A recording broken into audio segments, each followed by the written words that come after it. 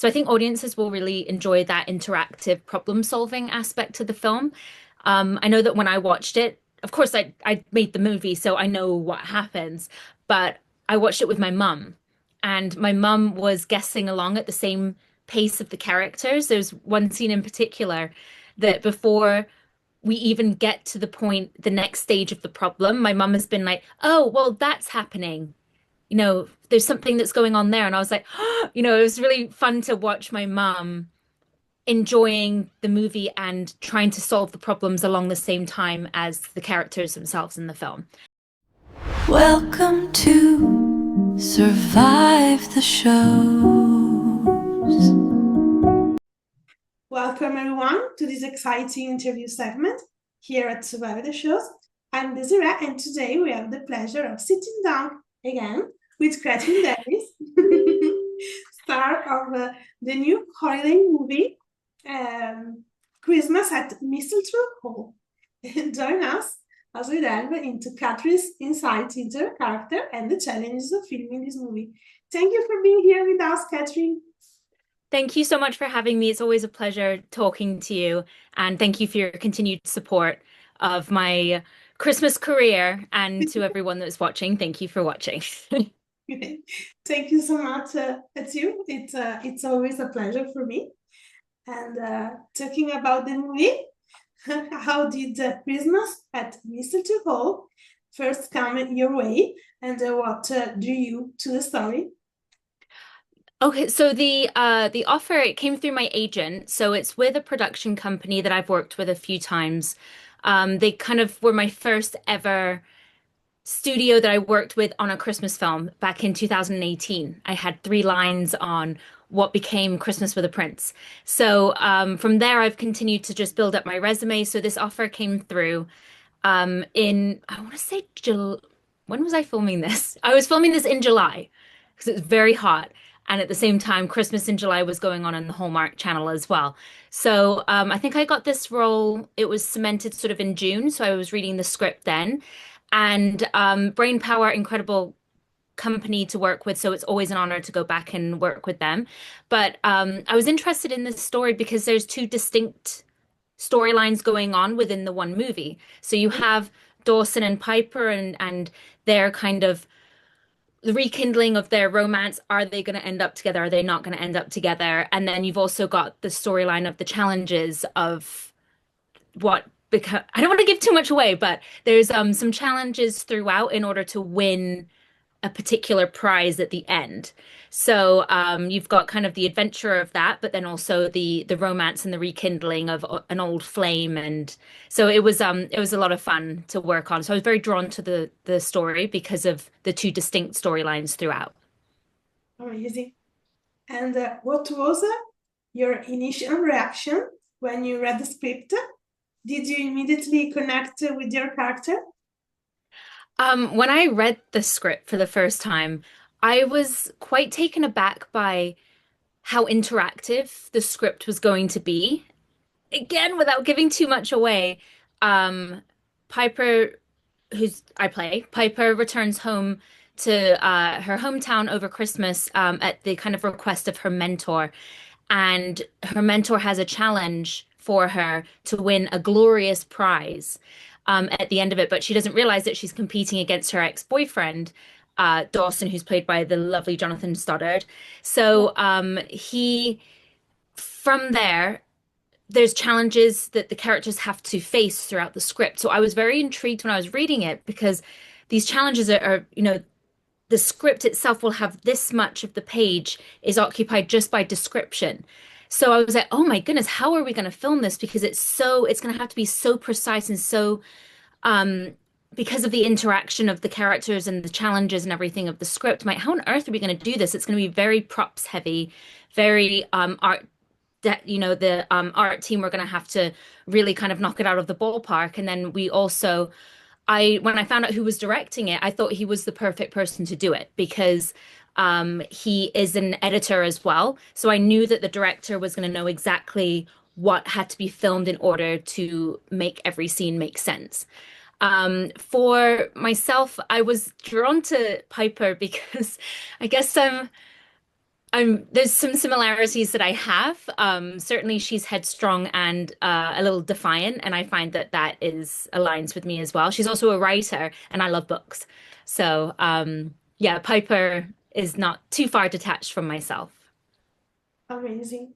And can you describe Piper for us and what makes her stand out among other roles you've played? So yes, Piper is a quite a successful writer. She's had a big hit early on in her career, and we meet her at the beginning of the movie, and she's at the release of her fourth novel. It's not being received as well by the public or by reviewers because she's finding that she's lost her way a little bit, and she's lost the spark that made her want to become a writer in the first place. So when her book doesn't seem to be going so well, she gets a letter from her mentor. So Piper, the character, she's very headstrong, as I said. She's very passionate.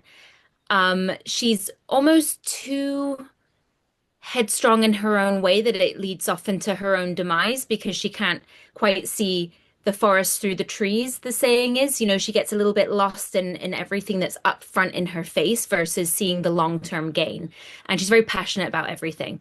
So I feel that with Piper, she's one of the feistiest characters that I've played, and it was really fun leaning into that feistiness and playing with Jonathan on camera because it's always that balance of course, like there has to be sort of this testiness between these former love interests, but it can't go too far that they're enemies. You need to want the audience to root for them to get back together. So playing within that realm was a lot of fun, and that's something that's different from other roles I've played. I haven't done very many characters that have had a Renaissance romance, that it's come back to Mm. life. Usually it's a meet cute and then they end up together at the end. Or one of my favorite films that I did was Santa's Got Style, and that was best friends, and then she sees that he's the right person for her at the end. So this was different because this was old ex-boyfriend, ex-girlfriend clashing together and then ending up, without giving too much away, Yeah. ending up together at the end. So that was a lot of fun to play that rivalry. Amazing. And what's one word you would use to describe Piper, and why that one? So the the word that keeps coming up is headstrong because she thinks that she knows what she wants throughout, but when you meet her at the beginning of the movie, she has these ideas, these goals, these ambitions, but there's sort of no foundation underneath it because she's detached herself from her home. So she doesn't want to admit it. She'll never admit it. It's a slow breakdown of her character where she realizes that being back in her hometown of Kingston Falls is where her inspiration started. So, to rediscover yourself, you have to go back to what you knew originally. So I would think, yeah, she's definitely headstrong that she thinks she knows better than she does. But eventually she softens and she comes around to it and starts to piece her life back together. Amazing. And what part of your character's journey in Christmas at the Mistletoe Hall resonates the most with you personally? Um, I think the concept of rediscovery, um, throughout the movie, I think that resonated with me most because sometimes it's really hard with the hustle and bustle of life to really concentrate on what life is about and what means the most to you.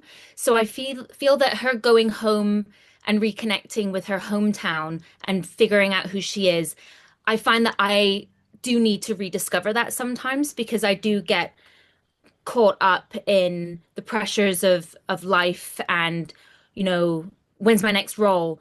Oh, this has got to be done. I have to do this. There's a lot of have tos in life, I find, or that you should be doing this, you should be doing that by this a certain time in your life. So I find that reconnecting to my home, because I find that, being with my family, being with my dogs is very, very centering for me. It reminds me of, why I'm here. what life is about. You know, everyone's got their own theories about what life is about. But to me, I found that that's what I connected with her was her going back to her hometown reconnection, and that's what I need to do myself sometimes, grounding myself to what truly matters in life at the end of everything. Great. And this movie has that classic, cozy, heartfelt Christmas atmosphere. What do you think makes a Christmas at the Mistletoe Hall different from other holiday movies? I think the fact that it's so interactive, and the problem solving as the characters are there's four characters total that are competing for this glorious prize. Piper and Dawson are two of them, so myself and Jonathan, and then two other lovely actors called Esme, played by Victoria, and Jamie, played by Niall. And so we're all kind of competing and solving clues in order to win this prize at the end. So I think audiences will really enjoy that interactive problem solving aspect to the film. I know that when I watched it, of course, I made the movie, so I know what happens, but I watched it with my mum, and my mum was guessing along at the same pace of the characters. There's one scene in particular that before we even get to the point, the next stage of the problem, my mum has been like, "Oh, well, that's happening. You know, there's something that's going on there." And I was like, it was really fun to watch my mum enjoying the movie and trying to solve the problems along the same time as the characters themselves in the film. So I think that will make it different from most. It's still got the cozy classic, as you said, Christmas feeling to it, but then it's also got that little bit of excitement and I guess cerebral challenge of figuring out these clues alongside the two characters. Great. And many Christmas movies center around the themes of healing, love, and rediscovery. What core theme of this story spoke to you most as an actor? I think that rediscovery again, just reconnecting back to who you are as a person at your core. I think that's something that is very important to myself. It's something I enjoyed finding with Piper, because we often, as I said, we get caught up in the future and things that we should be doing, and societal pressures that go on in life every day. And the only thing you really have to look forward to are bills pretty much sometimes, so we forget to live in the presence and the now. And we forget in the hustle and bustle of life to surround ourselves with people and things that make us feel good, that uplift us, that are important to us in life. So yeah, that recentering and rediscovery, that's that I think was one of the main themes of the movie that I enjoyed the most. Great. And the title, Mistletoe Hall, sounds Yeah. magical. Can you tell us a bit about this setting and how it contributes to the movie's charm? So this is the irony is that there's two movie titles circulating right now. So Okay, the Canadian release is called The Christmas Clues. And okay. that was the title of the film, the working title when I was working on it too. But so it's throwing me off because I'm like, Christmas at Mistletoe Hall or The Christmas Clues. But yes, Mistletoe Hall itself is presented as this gorgeous heritage mansion that belongs to Piper's mentor, a former teacher of hers from school. And it has always been a creative safe haven for kids to go after school on holidays and so forth to pursue their artistic passions. And so we were working in, there's actually various locations that make up what the audience will see as Mistletoe Hall, but throughout they'll see lots of lovely, gorgeous Christmas decorations. The art team did really, really well on this one. So yeah, I think that the magical element of the hall will definitely be felt by audience members. Great. And how did the location or set design help you step into the holiday spirit while filming? Um, it's the art teams. It really is that you will walk into a space and it's like we kind of say it's like the Christmas monster has been in the room. And so if you're on location somewhere, the start of the day, you're arriving early in the morning, you're going down to hair, makeup, wardrobe for, a couple of hours. and the art team move into the rooms, move into the spaces, just say Christmas trees, lights, decorations, nutcrackers. They're bringing in their own furniture sometimes as well to kind of make the space their own. And so at the beginning of the day, you might see a quick glimpse of this room as being just, the one that played the grand hall that audience members will see was just sort of seemed like a simple room. And I remember walking past it to go downstairs for hair makeup. And then when we came back up, is that there's a nutcracker in the corner, there's Christmas decorations everywhere. It really makes it so much easier for the actor working when you're stepping into these live sets. It can throw you a little bit because sometimes when we are changing cameras and everything up and we might be catching another shot, I remember it was so hot because I was filming in July. I went into the side area where my executive producer was hanging out, and outside there's this gorgeous sunshine and green. We were on a farm. It's this green, long field. And then you turn around and there's a nutcracker behind you. So it throws you off, but the art team do such a spectacular job of creating that world for you that you would think it's Christmas until they yell cut and then the air conditioning comes back on, pretty much. Yeah, great. And was there a particular scene or moment on set that really captured the essence of the movie for you? Um, every day is just an incredible chance to work. I really am so lucky and so blessed to be doing what I love, and working in this genre as well is just one that really I adore it. I adore every time I get to work on set. I realize I'm like I pinch myself. I'm like, oh my gosh, I'm so lucky to be doing what I do. A particular scene, I think quite early on, we were faced with a bit of a challenge on day three when we got delayed about an hour and a half, and we had some issues with set and the actual decorations, and it required us to on the fly with the executive producer and the director and myself and Jonathan, we had to read the materials that we needed for the work. And so that set an essence very early on of, four professionals coming together and just being like, okay, this is the challenge we have, and we need to do this. So, what can we do to make this work? And it was just an incredible collaboration, and it ended up being a really lovely scene altogether. And we just had to, sometimes I like to control things myself, very similar to the characters I play, in that I am off book before I'm going into production. I know all of my lines. I'm a perfectionist. I know that I have some challenges in terms of the film world, so I have worked my hardest to make sure that I am on top of them always. Because this process is so fast, you have very little time to film an entire 90-minute movie. Plus, you're also filming other scenes that don't necessarily make the film in the end as well.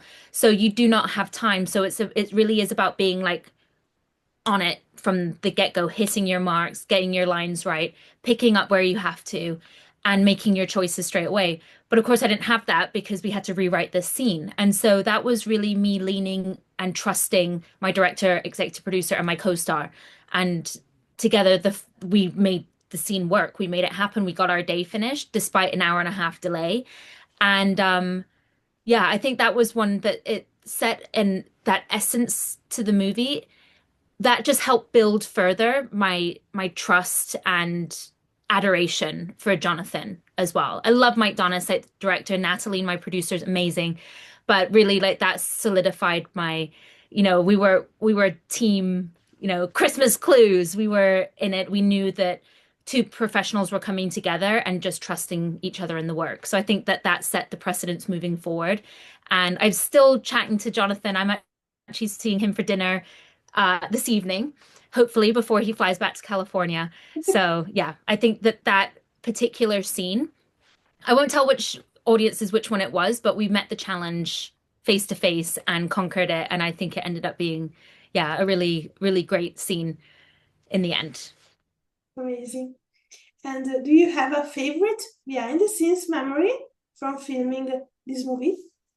Ah, it's so many, and it would be so hard to pick. One thing I definitely appreciated was Mike Donis, our director, really allowed me to lean into a couple of moments in the film.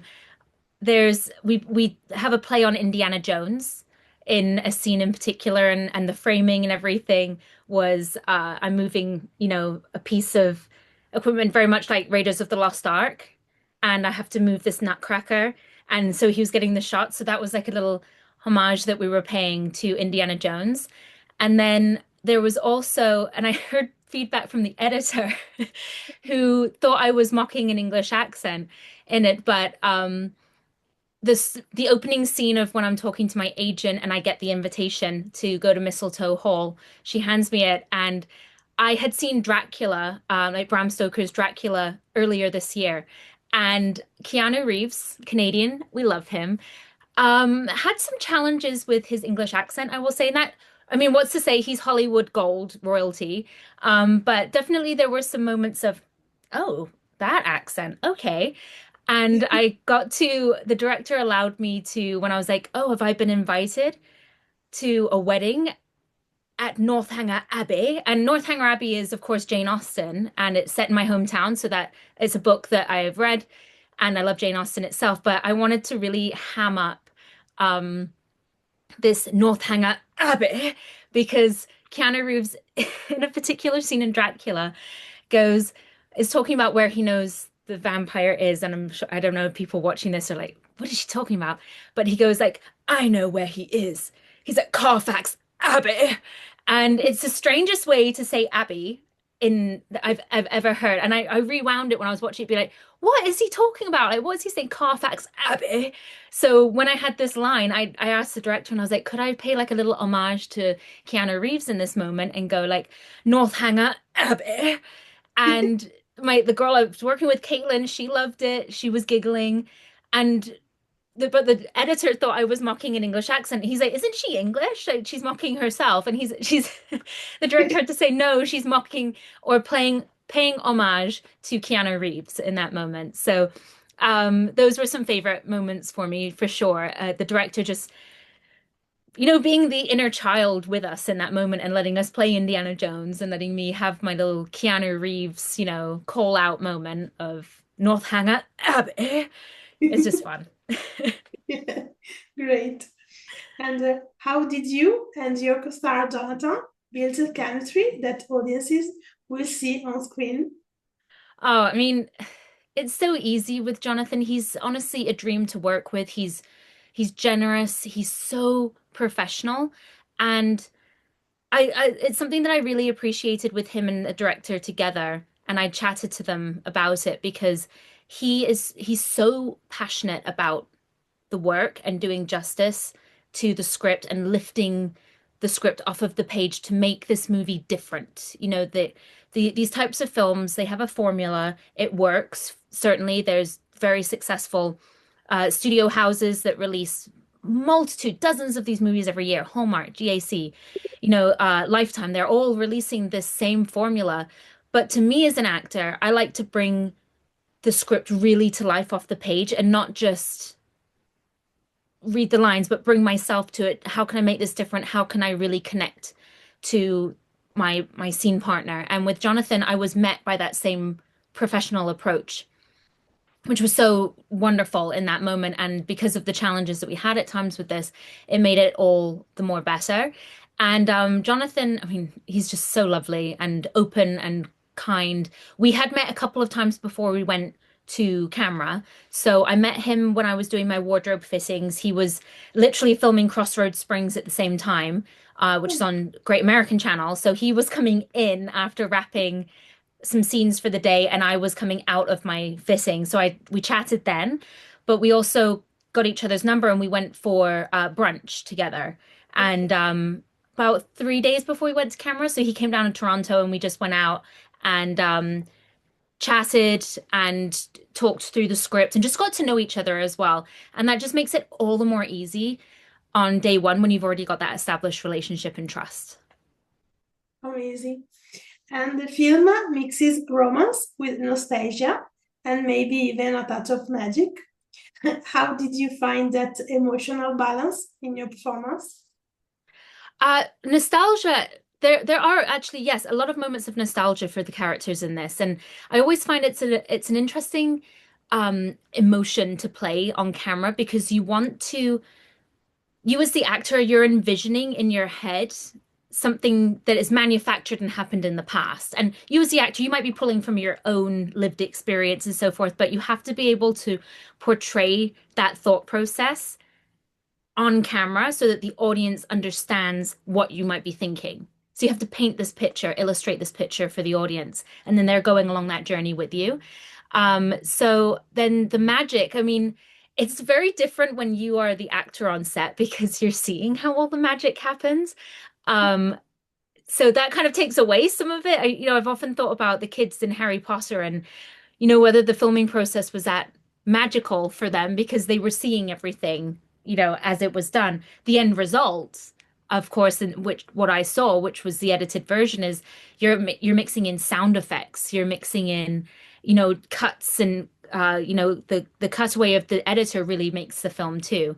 So the challenge of meeting those is to just trust in your director that they're going to be giving you, if you're going the wrong way, then they'll direct you back and then you get to see the final result at the end. Yeah, great. And were there any emotional or comedic moments that were especially challenging to get right? Yeah, there were this is also about my growth kind of as an actor. I'm always hoping to ground my performances in as much truth as I can, which can be very challenging when it comes to comedy because take after take, you start to discover new moments and nuances.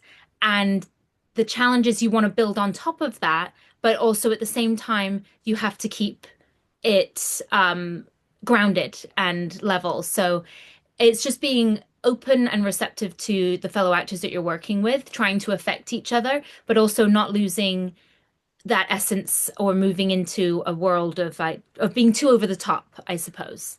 That's like the tricky thing with the comedy for me. Emotional, it's not going too heavy sometimes.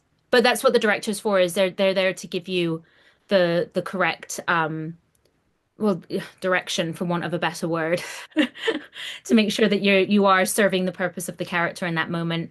And if it's getting too heavy, they'll say, lighten it, lighten it. Great.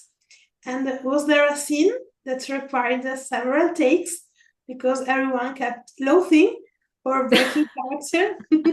There was I can't remember if it took extra takes, but there are a couple of scenes when there's all five of us. So it's Jill who plays Miss Margaret, we have Victoria who plays Esme, Niall who plays Jamie, myself and Jonathan. And there was a scene in particular where we're figuring out the first clue. We get the envelope, we're like, oh, what is this first clue? Let's figure it out. And me as Piper, I'm holding this envelope and I'm like, why is it sticky? And I don't even remember whose coverage it was. It wasn't mine, thankfully. But they were filming someone's coverage. It might have been Jonathan. And Victoria just grabbed this envelope and went, it's going to seem like it's so inappropriate, but she grabbed it and full on like licked it. Instead, before when it's her camera, she sort of goes like, oh, and licks her finger and goes, oh, it's sugar. But in this particular take, she decided to go like, oh, and lick all the envelope up. So of course, us as the three other actors in the room are going like, thankfully I wasn't on I it wasn't my coverage for sure. I know that, but definitely like with our moments together, we were making backstories to our characters, and Niall does a lot of stand-up comedy and he is hilarious. So yeah, we had some fun stories that we were running with the characters and our subplots and everything at the same time. It's just, yeah, you just have those moments of silliness, but there's so much fun. It just uplifts the work. Great. And do you have a personal favorite scene that you can't wait for fans to see? Personal favorite scene. I really enjoy the scenes when Jonathan and I are kind of clashing. That was a lot of fun to play. Favorite scene. It might I think it might be the first challenge that we face, and it's the Nutcracker one, where we have that Indiana Jones moment, and you can really see the elements of each character that the actors bring to that scene itself. And so you can see the clash between myself and Jonathan. Um, you can see, Victoria and Esme, and we're working as a team together to try and solve this challenge. But I think that one will look artistically really beautiful because it's like there's a lot of lovely Christmas decorations and everything in that scene. So I think that one would be one of my favorites. Plus, it was all of the main characters together. And we had Jill just off to the side, so like when it's us five, that was a lot of fun to film those scenes. Amazing. And many viewers love the Hallmark energy of holiday movie films. Would you say this one stays traditional or takes a few risks? I think it's more of a risk taker than what traditional Hallmark films are. A, because of the two storylines going on at the same time. B, that it's refinding romance between characters that have already been together at some point. So that's different because I think generally it's enemies to lovers, but it's usually a meet cute, so they're meeting someone for the first time. It's not always that it's they've already had a relationship, they split up, and then they're getting back together. So I think it's a little bit more of a risk taker. Oh, great. And what song, smell, or tradition instantly puts you in the holiday movie mood while filming a Christmas movie? Oh, what gets me in the holiday mood? Um, I create my own sort of playlists for characters that I'm Oh, playing. And with this one, because there was a lot of problem solving, I did actually listen to quite a lot of Tchaikovsky, his Nutcracker Suite, just to kind of get in the mood. Plus, it's it has that energy, so that would be one that helped me get in the Christmas mood. And then anytime you're walking on a set, they've gone in and then they've decorated it beautifully that it's like you're transported. It doesn't matter that 2 minutes before you were, you know, trying to fan yourself down because you're sweating so much because it's July. yeah, Once you're in a studio and you're working in these sets and these rooms, and it's just it's so easy. It's that interactive part of it. You're just sort of, yeah, engulfed in that world. great. And was there a particular message from this movie that you took away personally after wrapping production? I think it would be to trust myself that I know what I'm doing. I think that because I you never know, we don't have time to see playback of ourselves live. Larger, like, big studio productions and so forth, a lot of the time the actors can watch themselves live back, so a lot of it is trusting myself in the work. Definitely the challenge on day three, of the hour and a half wait and having to rewrite scripts on the fly, that gave me more faith to know that I know what I'm doing, if that makes sense. Yeah, I think it just made me feel more secure when I saw the end product and I was like, oh, okay, yes, and it has been the case throughout my career that when I do watch projects that I've done as a means of learning and seeing things that I know that I wanted to do that maybe I didn't do.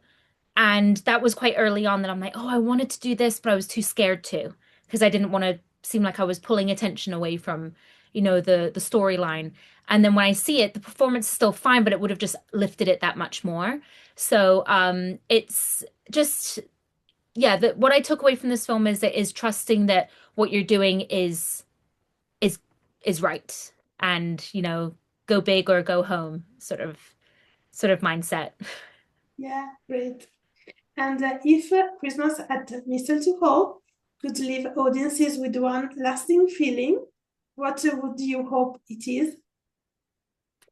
I hope that it leaves audiences feeling excited for Christmas, perhaps refinding some old traditions, because definitely the script throughout, the interactive nature of it.